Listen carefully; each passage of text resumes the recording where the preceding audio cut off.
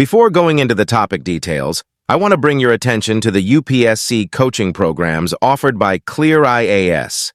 ClearIAS offers online and offline courses to help candidates get selected for prestigious government services like IAS, IPS, or IFS.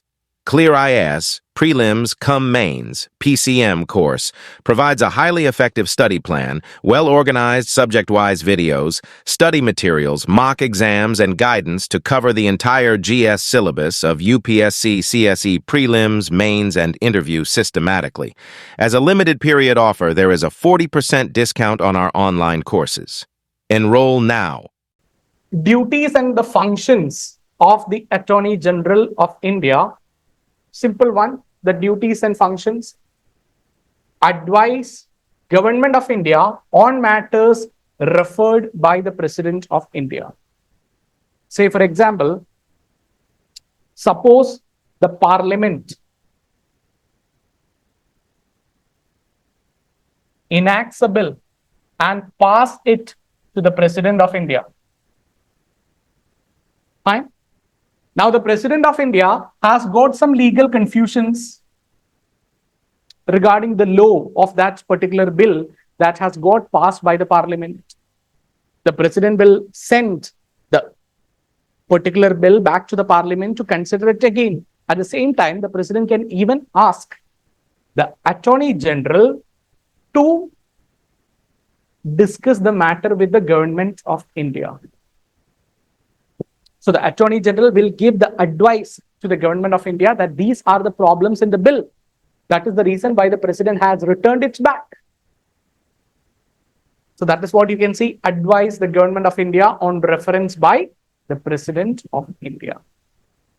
Second one, appear on behalf of the Government of India. As I have already told you, say for example, if there is a case, Shankari Prasad versus Union of India, who will appear for the Government of India? That is the Attorney General of India. If there is no Attorney General of India, the Solicitor General of India. The Solicitor General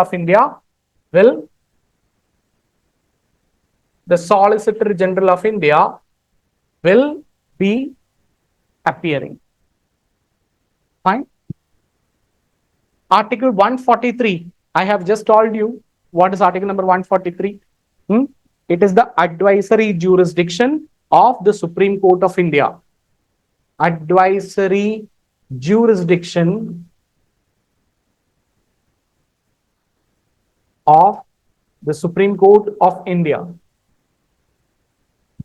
What does it mean? The President has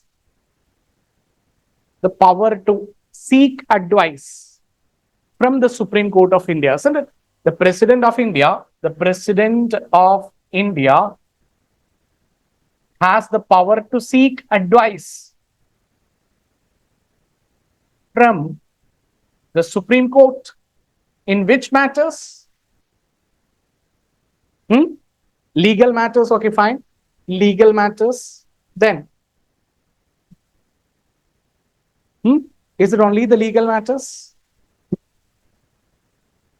At the same time, the President can also ask the opinion of the Supreme Court of India in matters of pre-constitutional treaties.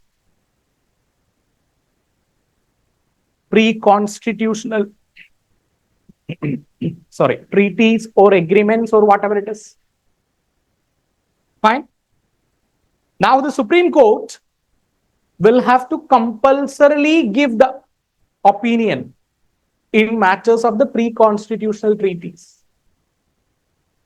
But in matters of the legal cases or in legal matters, it is not binding on the Supreme Court to give the opinion to the President of India. Fine. So in this matter, they may give or may not. But if the matter referred is pre-constitutional treaty, it is compulsory to give the advice to the President of India. That is compulsory. There is no excuse. Compulsorily, that person will have to advise the President of India. Now, even if the President of India get the advice, is it compulsory that the President of India has to follow it? No, it is not binding on the President of India. Not binding on the President of India, which means even if the Supreme Court give the advice, the president can reject it. The president has seek advice, and if the Supreme Court gives the advice, the president will say, okay, fine, thank you very much.